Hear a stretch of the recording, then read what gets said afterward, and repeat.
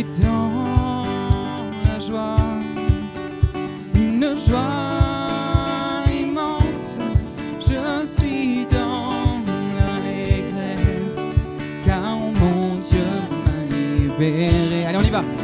Je suis dans la joie, une joie immense. Je suis dans l'allégresse, car mon Dieu m'a libéré. Encore une fois, je suis dans la joie. Je suis dans la joie, une joie immense. Je suis dans l'allégresse, car mon Dieu m'a libéré. Je chanterai de tout cœur les merveilles de Jésus, mon Seigneur. Il m'a ôté l'éternel, Il m'a délivré de tout péché. Je suis dans la joie, une joie immense. Je suis dans l'allégresse, car mon Dieu m'a libéré. Mon Dieu est fidèle. il ne m'abandonne jamais. Je n'ai plus qu'un crainte. Car mon Dieu m'a libéré. Je suis dans la joie, une joie immense. Je suis dans l'allégresse, car mon Dieu m'a libéré. Je suis dans la joie, une joie. Allez, on chante ensemble ce matin. Immense. Je suis dans l'allégresse, car mon Dieu m'a libéré. Une dernière fois. Je suis dans la joie, une joie immense. Je suis dans l'allégresse, car mon Dieu m'a libéré.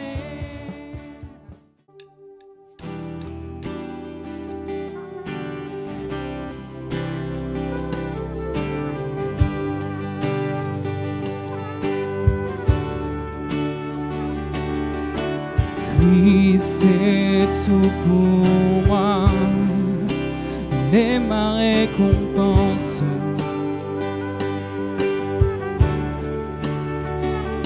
Car il n'y a rien dans ce monde qui puisse me satisfaire.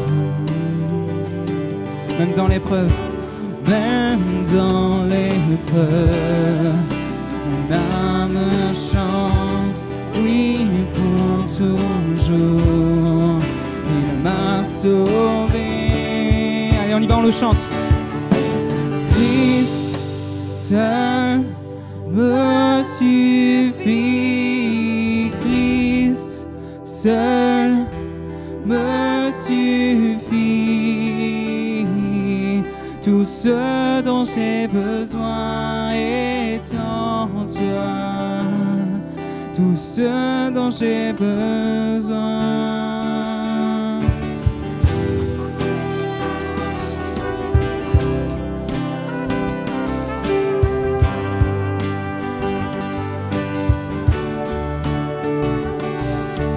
Christ est mon Seigneur, la joie de mon salut.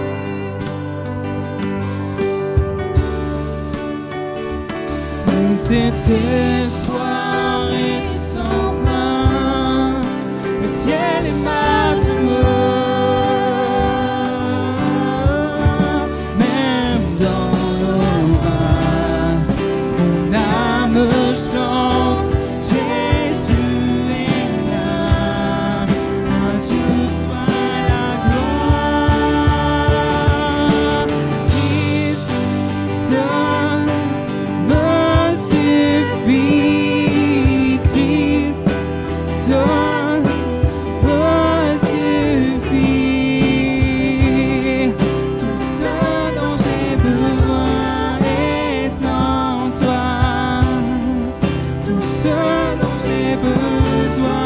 Christ seul.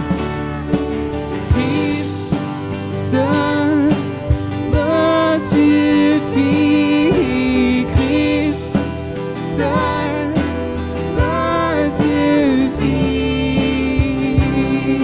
Tout ce dont j'ai besoin est en toi. Tout ce dont j'ai besoin. En mon cœur j'ai choisi de suivre Jésus. Oui pour toujours. Oui pour toujours. Chantez-le avec moi. En mon cœur j'ai choisi de suivre Jésus. Oui pour toujours. Oui pour toujours. La croix devant moi, le monde derrière moi. Oui pour toujours. Oui pour toujours. La croix devant moi, le monde derrière moi. Oui pour toujours. Oui pour toujours. Christ seul me suffit. Chantez-le ce matin, chantez-le. Christ seul me suffit. Tout ce dont j'ai besoin est en toi. Tout ce dont j'ai besoin. Encore une fois, Christ seul. Christ seul me suffit. Oui, tu es tout, Seigneur. Ça me suffit. Non, je n'ai besoin de rien, Seigneur, d'autre que toi. J'ai besoin est en toi. Tout ce dont j'ai besoin.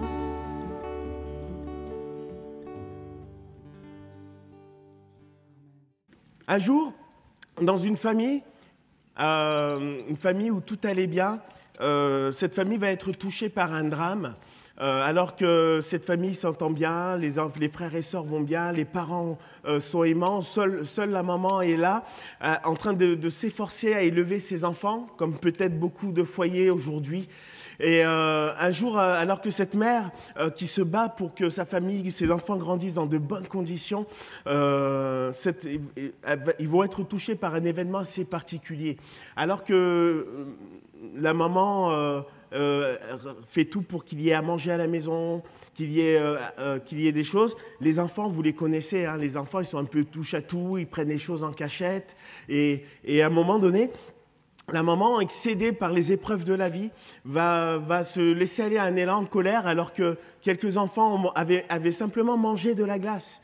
Mais il s'était passé quelque chose. À un moment donné, la maman, je ne sais pas si vous connaissez ces émotions, va se laisser emporter et va essayer de savoir qui avait mangé la glace. Bien sûr, comme les enfants sont très courageux, eh ben, c'était personne. C'était personne. Et là, la maman est excédée dans ses émotions, de se dire mais on n'y arrivera jamais, je n'y arriverai pas, va vouloir punir les enfants et dans un excédent de colère, elle va se laisser même aller à peut-être un excédent dans la violence. Elle va dire écoutez, si personne ne me dit qui c'est, je prends l'alcool à brûler et je vous brûle. Et là, les enfants, c'était pour semer la peur, pas forcément l'intention, mais pour semer la peur, il n'y a personne qui va dire, ils vont dire non, c'est pas moi, les pleurs, l'angoisse va prendre place. Mais la maman, elle n'a pas l'intention de le faire, vous le comprenez. C'était juste un moyen d'intimidation. Mais ce qui devait arriva, un accident va arriver, l'alcool va tomber sur un des enfants, et à côté, une source de chaleur, l'enfant va prendre feu, la maman va vivre avec de grands regrets, mais injustement, celui qui a été brûlé, eh ben, n'y était pour rien. Ça paraît injuste, hein? Ça paraît injuste. Et parfois, dans la vie, vous savez, on est souvent touché par des injustices. Dans la vie, on est souvent marqué et atteint par l'injustice. Et ce matin, je voudrais partager justement avec vous ce thème, du moins un thème qui sera en quelques volets, mais ce qui est sur la consécration. Et le premier volet, c'est comment faire face à l'injustice, comment réagir face à l'injustice. Et aujourd'hui, je voudrais vous parler dans les Écritures d'une personne qui a fait face à l'injustice. Je voudrais vous inviter à lire ce passage, quelques versets, parce qu'en fait, on aurait pu lire plusieurs chapitres, mais on va lire quelques versets d'introduction ce matin dans 1 Samuel au chapitre 1er. Je pense que vous savez déjà de qui je vais commencer à parler, mais dans 1 Samuel, chapitre 1er, il va y avoir ce récit que nous allons partager ensemble. Alors, juste à savoir que dans ce temps-là, c'était un temps où il n'y avait pas encore... c'était une période de transition entre les juges et les rois. C'était cette période où justement dans les juges, il est dit chacun lui faisait ce qui lui semblait bon. Et il y avait des personnes qui suivaient Dieu et d'autres qui ne suivaient pas Dieu et qui faisaient ce qu'ils voulaient. Et combien même parfois ils étaient dans l'église. Je pense qu'on reconnaît ces choses. Et c'est dans ce contexte-là qu'on va retrouver ce récit où justement on va retrouver quelques personnages, notamment cette femme qui s'appelle Anne. Alors au chapitre 1er, verset 1er, il est dit ceci: il y avait un homme de Ramathaïm Tsophim, de la montagne d'Éphraïm, nommé Elkana, fils de Jéroham, fils de Jéhu, fils de Tohu, fils de Tsouf, Éphratien. Il avait 2 femmes, dont l'une s'appelait Anne et l'autre Pénina. Pénina avait des enfants, mais Anne n'en avait point. Chaque année, cet homme montait de la ville à Silo pour se prosterner devant l'Éternel des armées, pour lui offrir des sacrifices. Là se trouvaient les 2 fils d'Élie, Ophni et Phiné, sacrificateurs de l'Éternel. Le jour où Elkana offrait son sacrifice, il donnait des portions à Pénina, sa femme, et à tous les fils et à toutes les filles qu'il avait d'elle. Mais il donnait à Anne une portion double, car il aimait Anne, que l'Éternel avait rendue stérile. Sa rivale lui prodiguait des mortifications pour la porter à sérité de ce que l'Éternel l'avait rendue stérile. Et toutes les années, il en était ainsi. Chaque fois qu'Anne montait à la maison de l'Éternel, Pénina la mortifiait de la même manière. Alors elle pleurait et ne mangeait point. Elkana, son mari, lui disait « Anne, pourquoi pleures-tu et ne manges-tu pas ? Pourquoi ton cœur est-il attristé ? Est-ce que je ne vaux pas pour toi mieux que 10 fils ?» On va passer au verset 10 où il dit « Et l'amertume dans l'âme, un moment, alors qu'elle subit encore des mortifications, qu'elle est éprouvée injustement. » Il est dit « Et l'amertume dans l'âme, elle pria l'Éternel et versa des pleurs. Elle fit un vœu en disant « Éternel des armées, si tu daignes regarder l'affliction de ta servante, si tu te souviens de moi, et n'oublie pas point ta servante, et si tu donnes à ta servante un enfant mâle, je le consacrerai à l'Éternel pour tous les jours de sa vie, et le rasoir ne passerait point sur sa tête. » Comme elle restait longtemps en prière devant l'Éternel, Élie observa sa bouche, et Anne parlait dans son cœur et ne faisait que remuer les lèvres. Mais on n'entendit point sa voix. Élie pensa qu'elle était ivre. Et il lui dit « Jusqu'à quand seras-tu dans l'ivresse ? Fais passer ton vin. » Anne répondit « Non, mon Seigneur, je suis une femme qui souffre en son cœur, et je n'ai bu ni boisson enivrante, mais je répandais mon âme devant l'Éternel. Ne prends pas ta servante pour une femme pervertie, car c'est l'excès de ma douleur, c'est de l'excès de ma douleur et de mon chagrin qui m'a fait parler jusqu'à présent. » Élie reprit la parole et dit « Va en paix, et que l'Éternel exauce ta prière que tu lui as adressée. » Elle dit « Que ta servante trouve grâce à tes yeux. » Et cette femme s'en alla, elle mangea, et son visage ne fut plus le même avant. Amen. Et son visage ne fut plus le même.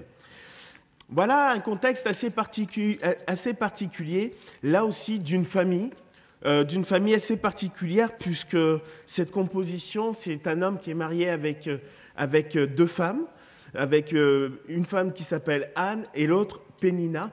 Et aujourd'hui, je voudrais vous parler de cette femme en question, Anne. Anne, qui est-elle? C'est la femme de cet homme qui s'appelle Elkana. Elkana, il est descendant donc de Jéroam et d'Élihu, mais un peu plus bas. Si on continue à descendre, en fait, il est de la génération, il est des descendants des Lévites. C'est un Lévite. C'est quelqu'un qui adore Dieu, il aime Dieu, et c'est pour cela qu'on voit que chaque année, il se rend au temple pour offrir à l'Éternel des sacrifices avec sa famille. Anne, c'est une femme qui est stérile. Stérile, et la Bible nous dit par la volonté de Dieu. C'est l'Éternel qui l'a rendue stérile. Et qui va... et là, Anne vit avec une impossibilité, celle de ne pas pouvoir avoir des enfants. Dans le contexte hébraïque, c'est un souci, puisque la femme doit offrir à son mari un héritier. Elle doit offrir à son mari une succession. Et on comprend par là que Anne ne peut pas le faire. Elle est stérile. Impossible d'offrir un avenir dans son arbre généalogique à son mari. Mais Anne aime le Seigneur. C'est une femme qui aime le Seigneur, puisque chaque année, combien même elle va vivre des difficultés, c'est une femme qu'on va retrouver au temple. Une femme qui va à l'église, quelqu'un avec des mots d'aujourd'hui. C'est quelqu'un qu'on va retrouver dans ce lieu et elle va vivre aussi des situations hostiles malgré tout, puisqu'elle avait une grande rivale. Alors certains pourraient dire Satan, mais là, ce n'était pas Satan. C'était une femme qui s'appelait Pénina. C'était la plus proche d'elle après son mari. C'était quelqu'un qui était là et elle avait un malin plaisir dans sa vie. C'était de rappeler à Anne, toi, tu ne peux pas. Toi, tu ne peux pas offrir un avenir. Toi, tu ne mérites pas. Mais en plus, elle savait une chose, c'est que c'était un châtiment de Dieu. Et imaginez-vous de pouvoir vivre avec l'opprobre, de vivre avec cette impossibilité, de vivre avec quelque chose comme une épée Damoclès. Certains, parfois, viennent dans l'Église avec de telles situations, avec des situations dans leur cœur en disant « je ne peux pas, je ne mérite pas, je ne suis pas ».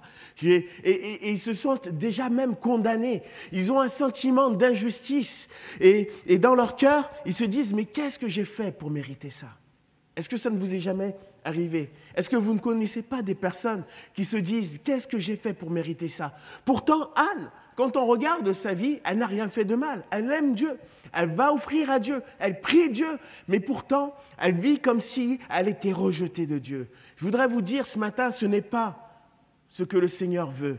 Ce n'est pas ce que le Seigneur est. Il ne rejette personne. Et on verra tout à l'heure qu'il y aura une bénédiction qui est réservée à Anne. Mais ce matin, il y a cette injustice qui est là. Et l'injustice de Anne, elle va le vivre à plusieurs échelles. Son injustice, elle va le vivre au sein de sa propre famille, au sein de ses proches. Elle va, dans son cercle proche, elle sera incomprise de son propre mari. Impossible de répondre à ses besoins. Alors qu'elle est là, elle est mortifiée chaque année, on voit un homme, Elkana, qui est comme impuissant. Les seules choses qu'il a, c'est des paroles. Mais pourquoi es-tu triste? Pourquoi ne manges-tu pas? Pourquoi es-tu abattu? Et ces mots sont bien limités.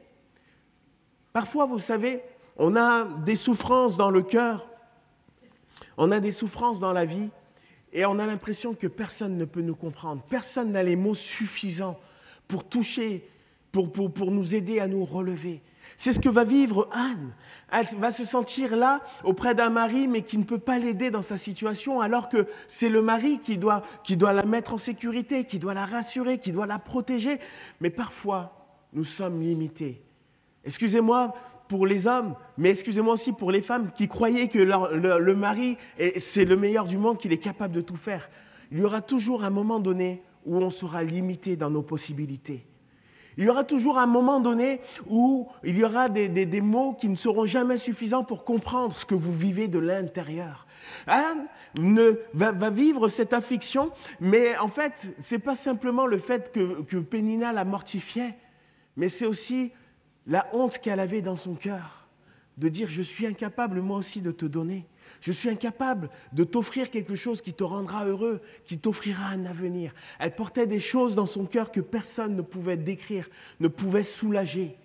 Seul Dieu pouvait soulager cela. Et je crois vraiment, et ce matin, que nous avons besoin de réaliser qu'il y a des mots dans la vie, des mots M-A-U-X, des mots que seul Dieu peut soulager. Il y a des souffrances que seul Dieu peut comprendre. Et que parfois, nous allons chercher nos solutions dans des hommes, dans des méthodes. Est-ce que ça ne vous est jamais arrivé, par exemple, même dans les adolescents, de croire que c'est les amis qui vont nous protéger? Moi, j'étais comme cela. Avant, j'avais ce que j'appelais une bande. Une bande. Ça veut dire que je ne restais jamais seul. Parce que si j'avais un problème, je pouvais compter sur eux. Mais parfois, ils m'aidaient à résoudre mes problèmes, mais parfois, ils étaient aussi la source de mes problèmes. Pas vrai? Allez, ados, c'est pas vrai ça? Parfois, de faire confiance dans l'homme, ce n'est pas une solution. Et la Bible nous dit malheur en l'homme qui se confie en l'homme. Et ce matin, Anne avait ce problème, mais elle était aussi incomprise dans la maison de Dieu, dans ce sens où, quand elle va pour prier l'Éternel, il y a le sacrificateur Élie qui la voit. Elle est en train de prier et la Bible nous dit qu'elle priait longtemps. Et parce qu'elle priait longtemps, il ne va pas comprendre. Il va commencer à l'observer, il va essayer de lire sur ses lèvres. Et en fait, il va penser quelque chose, elle est ivre. Elle est ivre. Je voudrais vous dire que parfois, même dans l'Église, alors qu'on vient chercher parfois des ressources, des remèdes, des solutions, et on peut avoir ce sentiment de ne pas être compris des autres. Parfois, ça peut être même de certains responsables. Parfois, ça peut être de certains chrétiens. On se dit, lui, c'est quelqu'un de bien. Il va me comprendre, il va m'aider. Mais parfois, vous savez, on ne peut pas comprendre. Certaines personnes ne peuvent pas comprendre. Parce que parfois, et même souvent, et je lui dirais même premièrement, tout le temps, il faut apprendre à faire confiance à Dieu. Est-ce que vous faites confiance à Dieu dans votre vie? Est-ce que vous le mettez toujours en premier dans vos solutions, dans vos problèmes, dans vos choix, dans vos décisions? Alors Anne, face à toutes ces impossibilités, elle va essayer de chercher une solution, incomprise par son mari, incomprise par le temple, par l'Église. Elle ne peut compter que sur une personne, c'est sur Dieu. Je dirais merci Seigneur, parce que quand je dis incomprise par l'Église, je ne veux pas rester sur cette note, mais il va y avoir une réaction, un retour derrière. Il va comprendre ce qui se passe. Il va y avoir une explication, un échange. Et d'ailleurs, il est bon d'avoir des échanges. Il est bon de pouvoir parler. Et quand il va comprendre le sacrificateur Élie, il va y avoir une parole de bénédiction. Mais bon, ce que je veux dire, c'est que Anne va avoir une réaction face à son problème. Et ce matin, c'est ce que je voudrais qu'on puisse partager aussi ensemble. C'est qu'il faut que nous ayons la bonne attitude face à nos épreuves. La bonne attitude face à nos injustices. Si je vous pose la question, qu'est-ce que vous feriez, vous? Par exemple, face à l'exemple de ce petit garçon que j'ai pu citer tout à l'heure. Certains diraient, lui, il va se faire justice lui-même. Il va peut-être haïr sa famille, ses parents, parce qu'il va dire que c'est la cause des problèmes. Il va peut-être dire, ce garçon, il va tellement souffrir qu'il va devenir lui-même agressif. Mais il y a d'autres choix qui nous sont proposés ce matin dans la vie. Et la première, c'est celle-ci. C'est que dans son injustice, Anne va prier. Anne va prier. Elle va avoir une prière authentique. Elle va parler à Dieu. Dans sa souffrance, dans son injustice, elle va prier. Et je voudrais vraiment ce matin vous mettre cet accent dans la vie de l'Église, dans la vie d'un chrétien, dans la vie de peut-être de quelqu'un qui est en train de vivre une difficulté. Notre premier réflexe, ce n'est pas de chercher un homme qui puisse, mais c'est de chercher Dieu. C'est de chercher Dieu, c'est de chercher la prière. Et là, à cela, je voudrais vous encourager, parce que Anne va au temple et elle va prier, elle va parler à Dieu. Pour elle, Dieu reste sa seule solution, elle n'a pas rejeté Dieu. Pas comme beaucoup le font aujourd'hui. Si je vis cela, Dieu n'existe pas. Si je vis cela, je le rejette, je ne veux plus de lui, c'est à cause de lui. Ne blâmez pas Dieu, il est la seule solution à votre problème. Et je voudrais encourager ce matin chacun d'entre nous, à développer une vie de prière parce que la prière authentique, la prière du juste a une grande efficacité. Dans sa souffrance, elle va prier. Et elle va prier d'une manière forte, profonde, tellement forte que lorsque on va lire, elle va faire un vœu à l'Éternel. Elle va dire, Seigneur, si tu m'enlèves, si tu me sauves face à cet ennemi que j'ai, face à cette difficulté, Seigneur, ce que j'ai, si tu me donnes un enfant mâle, eh ben, je te le consacrerai, je te le donnerai. Elle va faire un vœu. Et vous savez quoi? Là, on ne l'a pas lu, mais dans les vœux, il y avait quelque chose qui était obligatoire. C'était que quand une femme faisait un vœu à l'Éternel, elle était obligée de tenir son mari au courant. Il devait être tenu au courant et si le mari ne répondait pas, eh ben ce vœu était approuvé en fait. Et un peu plus bas, on peut lire que en fait que Elkana, quand elle va avoir un enfant, parce que pour ceux qui connaissent l'histoire, plus tard elle va avoir un enfant qui va s'appeler Samuel. Ils vont le présenter et il est dit que Elkana va aller à l'Éternel pour offrir des offrandes et pour accomplir son vœu. Alors on va voir que finalement, d'un homme qui avait l'impossibilité de soutenir sa femme, il va la soutenir à travers l'accomplissement de ce vœu. Mais elle va faire un vœu à l'Éternel. Quand on prie, que faisons-nous? Est-ce que nous parlons à Dieu de tout notre cœur? Est-ce que nous mettons Dieu dans nos épreuves? Est-ce que nous le mettons à l'action? Parce qu'il y a deux façons de prier dans la vie, vous savez. Il y a la façon de prier où nous prions machinalement, on attend des sujets, on prie pour les sujets et on prie comme cela. Et aujourd'hui, je dirais que dans les églises, nous avons pris l'habitude de prier comme cela. Mais il doit y avoir quelque chose de plus profond que Anne va expérimenter. Elle va ouvrir son cœur. Anne va ouvrir son cœur. Et dans cette prière, elle va répandre son âme. Ça veut dire qu'elle ne va pas faire semblant dans la présence de Dieu. Elle ne va pas jouer à l'apparence d'une femme pieuse. Elle ne va pas faire croire que tout va bien. Mais elle va répandre son cœur. Elle va dire, je souffre. Elle va dire, j'ai mal.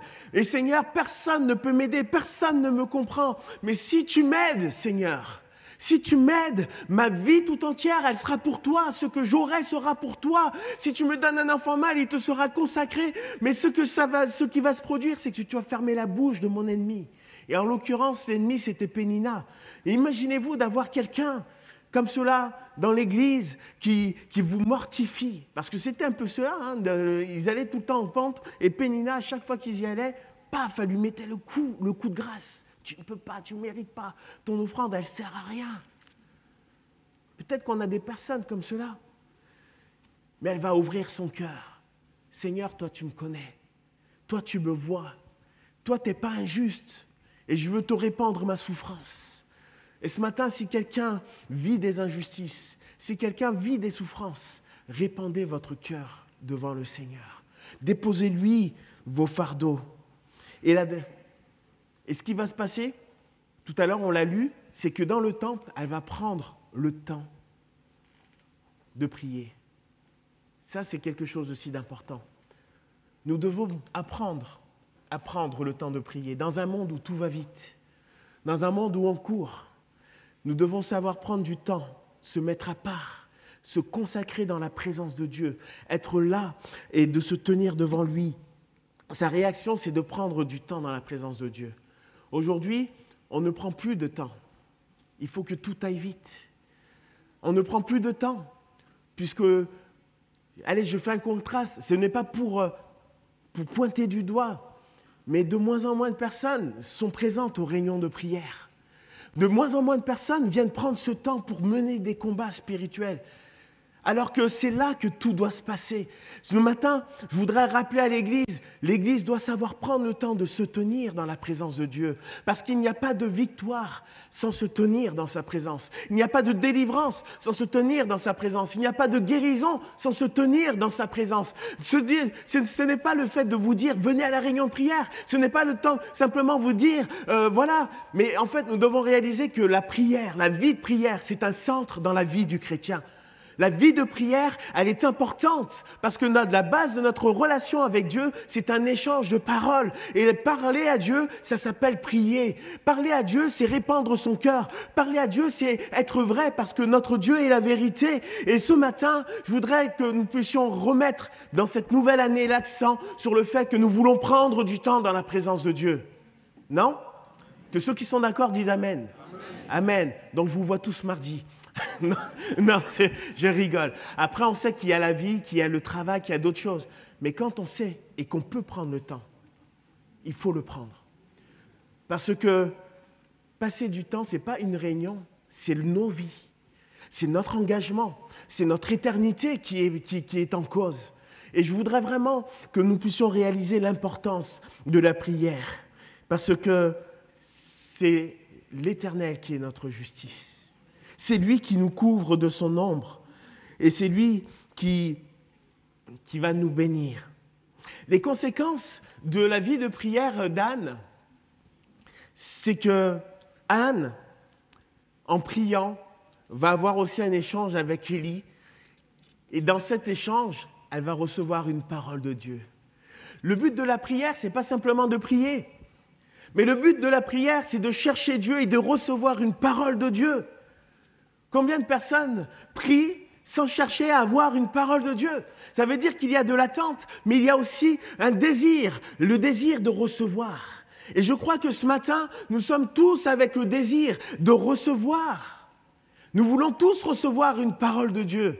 Nous voulons tous recevoir une action de Dieu. Nous voulons tous vivre quelque chose de la présence de Dieu parce que nous en avons besoin. Et Anne va recevoir une parole de Dieu. Écoute, tu pries? Eh bien, que ta prière soit exaucée. Et elle va s'appuyer sur cette parole. Et cette parole de Dieu va conduire Anne à vivre la restauration dans son cœur et dans son âme. Quelle grâce, non? Je crois qu'il n'y a pas de plus grande grâce que d'avoir un cœur qui est en bonne santé, d'avoir un cœur soulagé. La Bible nous dit qu'alors qu'elle était tout le temps mortifiée, alors qu'elle était tout le temps dans la souffrance, dans l'opprobre, dans la honte, elle va recevoir cette parole, Anne. Et quand elle va recevoir cette parole, elle va repartir. Il est dit qu'elle va manger et que son visage ne sera plus le même. Alléluia. Je crois que ce matin, être dans la présence de Dieu, c'est être transformé par lui. Passer du temps. Et ça nous rappelle que nous devons nous rappeler que nous sommes consacrés pour Dieu. Nous sommes consacrés pour passer dans la présence de Dieu. Anne va vivre sa restauration. Et elle va recevoir une bénédiction parce que quand Dieu parle, Dieu agit, Dieu accomplit. Anne va repartir et il est dit que dans l'année qui va suivre, elle va avoir un fils qu'elle va nommer Samuel. Cet homme va être une bénédiction. On en parlera dans un prochain volet de Samuel, mais elle va être une bénédiction. Et par Samuel, Pénina elle n'aura plus le pouvoir de condamner Anne. Je voudrais faire un autre parallèle.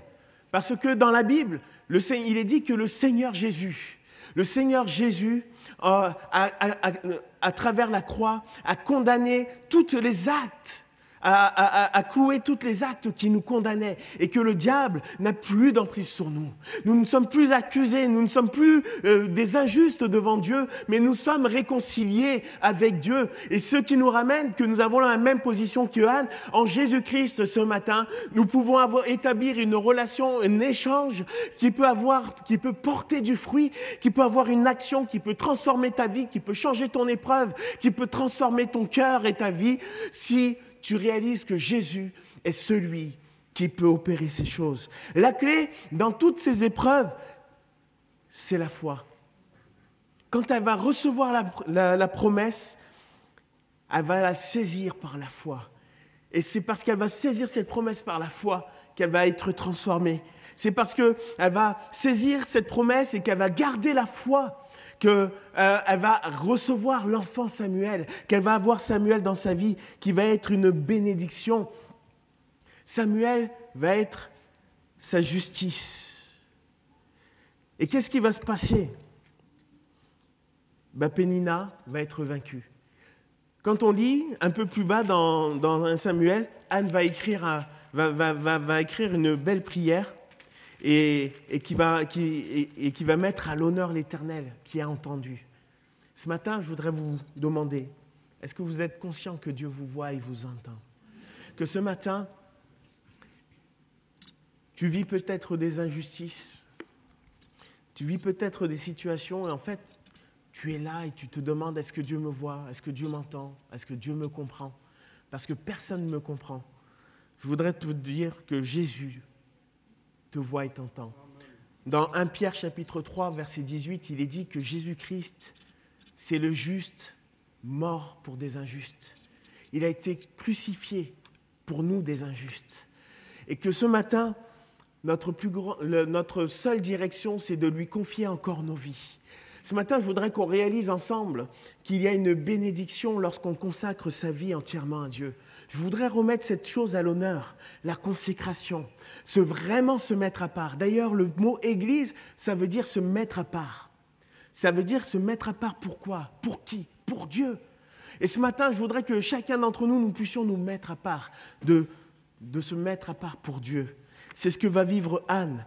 Parce que pour réagir face à l'injustice et avoir une victoire, eh bien, il faut prendre une décision. Je prends la décision de me donner entièrement à Dieu. Je prends la décision d'accepter Jésus-Christ, d'accepter la solution qu'il m'a offerte. Et ce matin, la solution, c'est la croix. C'est d'accepter que Jésus soit mort pour tes péchés, qu'il soit mort pour te justifier, qu'il soit mort pour te pardonner. Et que ce matin, tu puisses accepter ce que Dieu nous a donné. Il faut accepter de se donner nous-mêmes à Dieu. Vous savez, dans l'Église, on ne force personne à être là. Mais chacun d'entre nous, nous avons choisi de le suivre. Et tout à l'heure, Vincent a conduit dans ce chant et dit « Dans mon cœur, j'ai choisi de suivre Jésus ». Ce matin, peut-être que quelqu'un, et je ne dirais même pas peut-être, quelqu'un a besoin de faire ce choix de suivre Jésus, d'abandonner sa vie à Jésus et de sortir de cet état de souffrance, de sortir de cette vie d'épreuve, de sortir de ce contexte hostile, de sortir de ces agressions qui sont toujours là et qui t'emprisonnent. Accepte Jésus. Mais cette décision va être suivie de l'action. Pour sortir d'un schéma d'injustice, il faut agir. Elle va aller, elle va prier, elle va être fidèle dans son engagement, elle va dire quelque chose, elle va dire « Seigneur, si tu me sauves, je te donnerai tout ». Et il y a quelque chose qui est fort, parce que dans cette vie, Anne va choisir de tout donner à Dieu. Elle va dire ce que tu vas me donner, je vais le consacrer. Et ça va être mon troisième point, c'est que Anne, à travers cela, elle va manifester une vie d'adoration. Parce qu'elle va être exaucée. Et elle va le dire, parce que Dieu m'a exaucé, il m'a donné un enfant mâle. Voici cet enfant, je vais le lui consacrer. Il sera pour toi. Et je crois que c'est un schéma que nous devons avoir pour vivre une action de Dieu dans notre vie. Dans notre demande, il ne faut pas demander simplement pour soi. Des fois, nous sommes là et on veut demander pour juste des biens personnels, des satisfactions personnelles, des choses personnelles. Mais il y a un principe spirituel qui est là et qui est pour chacun d'entre nous. C'est que quand Dieu nous donne, en fait, tout doit lui revenir. Tout lui revient. Et en fait, c'était cette expression qui avait manifesté, c'était même une expression hébraïque, c'est quand que Dieu m'a donné, je te redonne ce que tu m'as donné. Et je crois que nous devons réaliser ce matin que tout ce que nous recevons de Dieu, ça lui revient.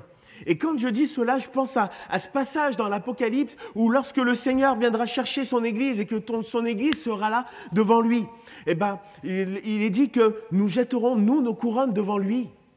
Et que nous dirons, Seigneur, ce n'est pas par nous-mêmes, mais c'est par toi que nous avons fait toutes ces choses. À travers cela, nous réalisons que la bénédiction nous vient de Dieu. Et je voudrais vous dire qu'une vie consacrée pour Dieu, une vie qui se met à part pour Dieu, c'est une vie qui va être bénie. Parfois, on veut être béni, mais juste pour nous. Et on s'étonne, et on est surpris, mais Dieu ne répond pas, Dieu ne bénit pas. Le Seigneur veut que tu te consacres ce matin entièrement à lui. Il veut que ta vie lui appartienne entièrement. Donne-moi ta vie entière. Et ce matin, nous devons tous faire le choix de lui donner notre vie, de nous consacrer à lui. Nous ne devons pas avoir une église à demi-mesure. Nous ne devons pas avoir une vie spirituelle à demi-mesure. Si nous voulons voir l'action de Dieu au milieu de nous, nous devons revenir à lui entièrement. Nous devons revenir à lui et lui dire, Seigneur, on s'abandonne à toi. Je veux ce matin manifester une vie d'adoration. Et moi, je veux rendre grâce au Seigneur. Je voudrais inviter peut-être l'équipe de louanges à reprendre place. Je voudrais juste qu'on réalise ce matin qu'on entend des paroles, on entend des messages, on voit des hommes. Parfois, on a des entretiens avec un pasteur. Parfois, on va voir des personnes de confiance. Et on ne peut rien, pas de solution. Ce matin, nous voulons réaliser que tout nous vient de l'Éternel. Tout nous vient de l'Éternel. Lorsque tu te sens impuissant, incompris, confie-toi en Dieu. Ne cède pas à la colère. Anne, il est dit, quand elle a eu l'amertume à l'âme, elle pria l'Éternel. Et ce matin, je crois qu'il y a un temps de victoire pour l'Église. Je crois qu'il y a une bénédiction pour l'Église en Jésus-Christ, celui qui est mort pour des injustes, celui qui est mort pour nous donner cette victoire. Ce matin, je voudrais vous inviter à pouvoir adorer le Seigneur. Et dans l'adoration, ne pas simplement exprimer quelques paroles chantées, mais à réaliser tout ce que Dieu a fait pour toi jusqu'à ce jour.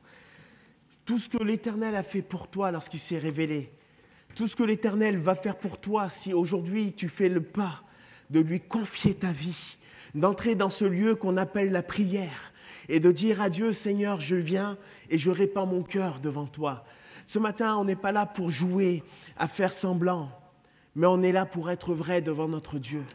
Et je crois que lorsqu'on est vrai et qu'on dit, Seigneur, je souffre, j'ai peut-être des souffrances, j'ai peut-être des combats, mais ce matin, je veux te faire confiance.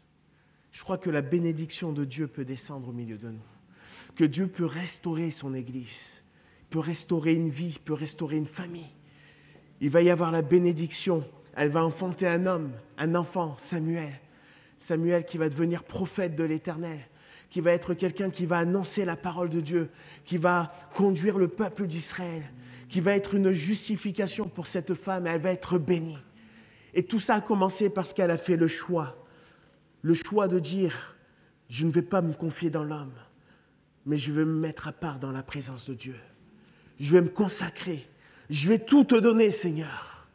Tu étais là dès la création, Fils unique du Dieu très haut.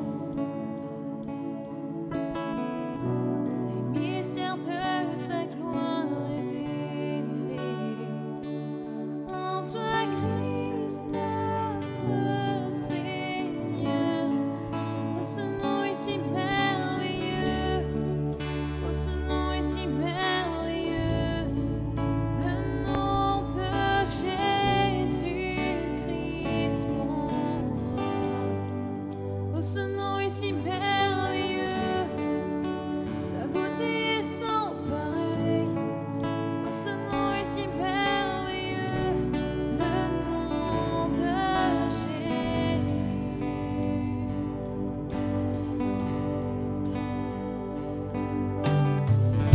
Tu n'as pas voulu laisser sans nous.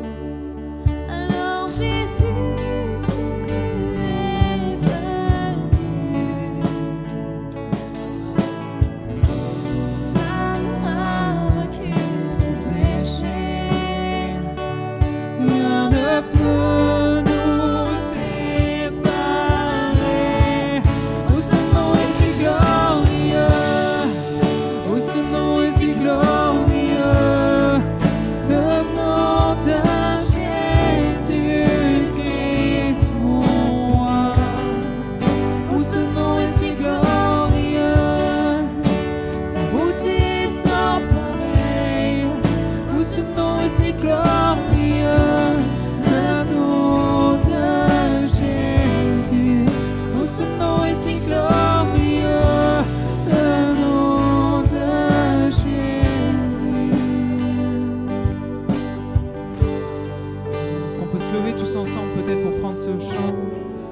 ceux qui ont répondu à cet appel, que vraiment ça puisse être puissiez vous approcher un petit peu plus de la présence de Dieu au travers de ce chant, en proclamant qu'il est.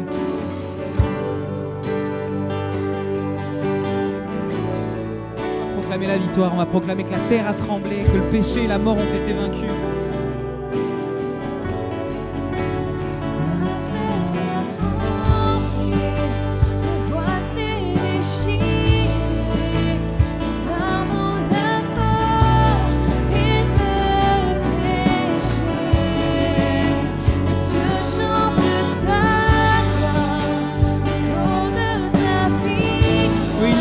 Proclame-le ce matin. Tu es sans rival. Tu es sans rival. Tu es sans égal. Ton nom triomphe à tout jamais. À toi l'oreille.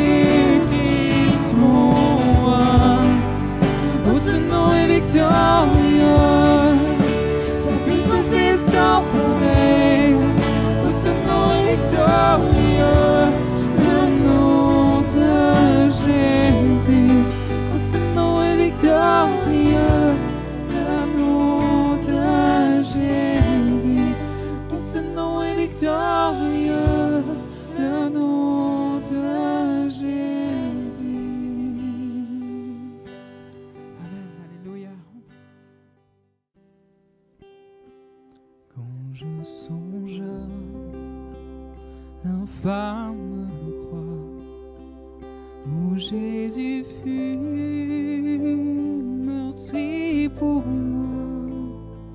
Je vois ses mains, ses pieds percés, mon sauveur, moi attaché.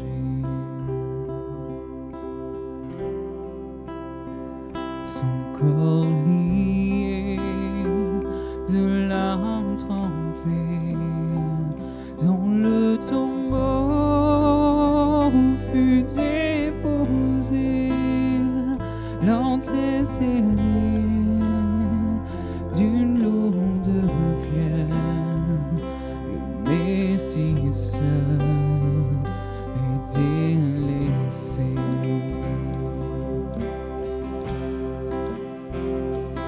Oh, gloire au nom de notre Seigneur, gloire à son nom, à tout jamais, nous chanterons sans fin tes louanges. Oh, gloire à toi, oh Dieu.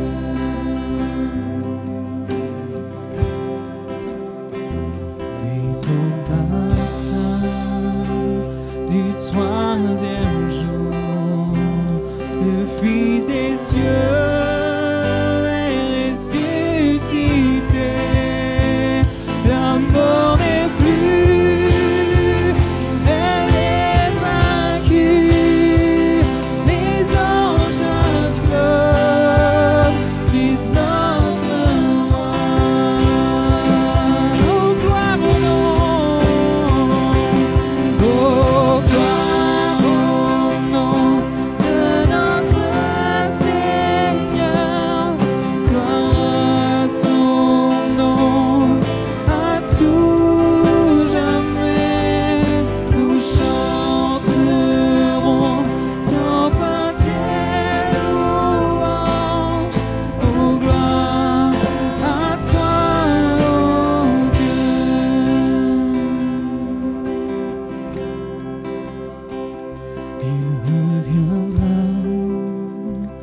de blanc vêtu, chercher la nuit, notre Jésus, et je serai parmi les saints, captivé par sa gloire sans fin.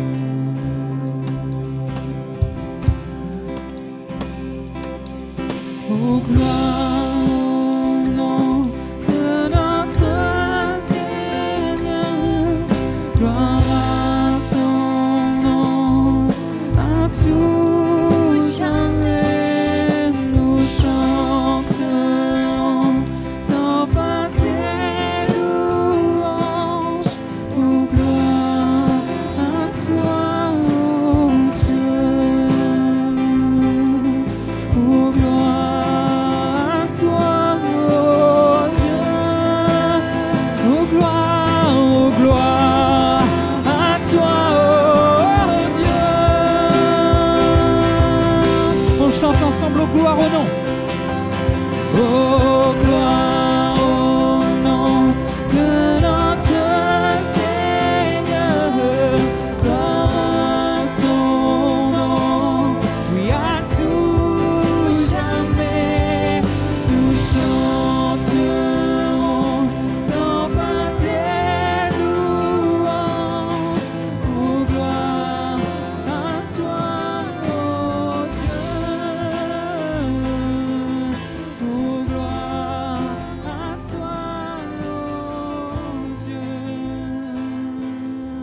Oh, gloire à toi, oh Dieu. Alléluia.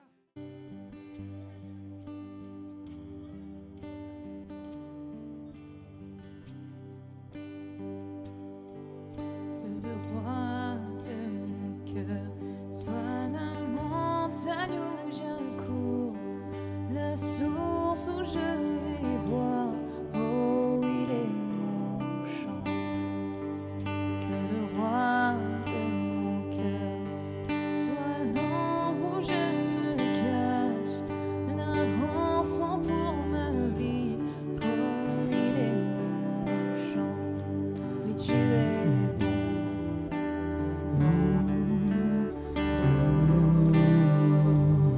Tu es bon,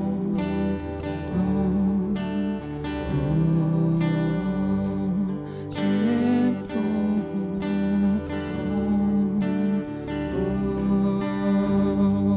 tu es bon.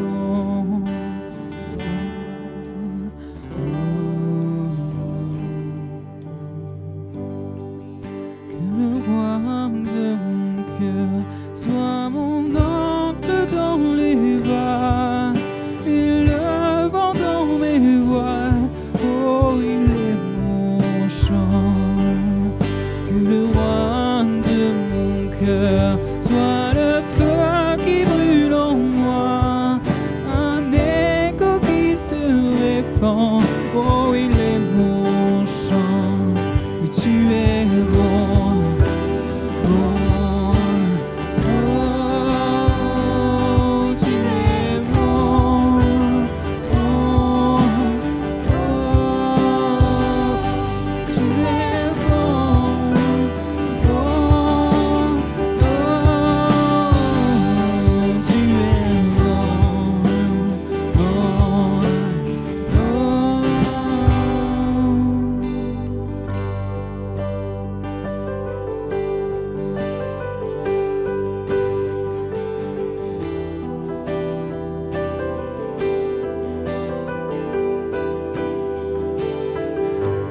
tu ne me laisseras jamais. Tu ne me laisseras jamais. Tu ne me laisseras jamais. Tu ne me laisseras jamais. Tu ne me laisseras jamais.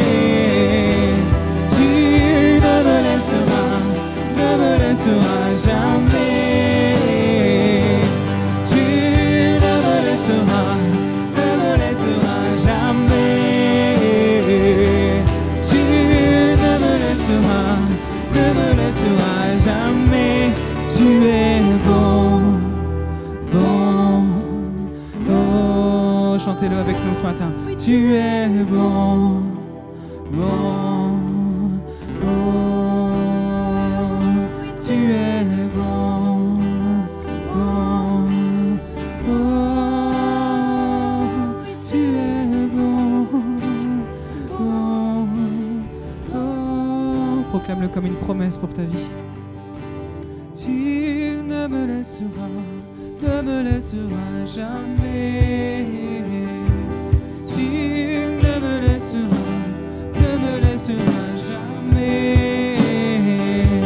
Tu ne me laisseras jamais. Encore.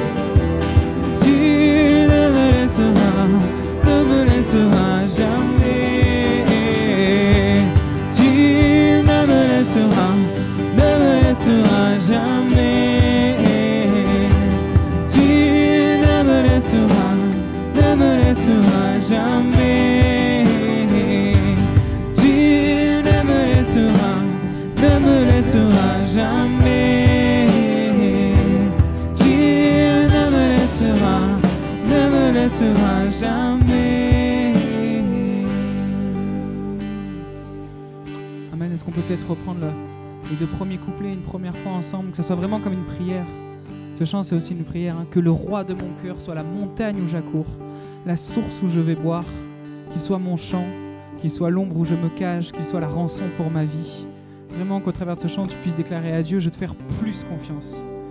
Je veux te faire plus confiance, je veux te laisser une place supplémentaire, je veux que tu sois mon premier recours, mon premier secours, celui à qui je vais directement. Peut-être le prendre ensemble. Que le roi de mon cœur soit la montagne où j'adore, la source où je vais boire, oh, il est mon chant. Que le roi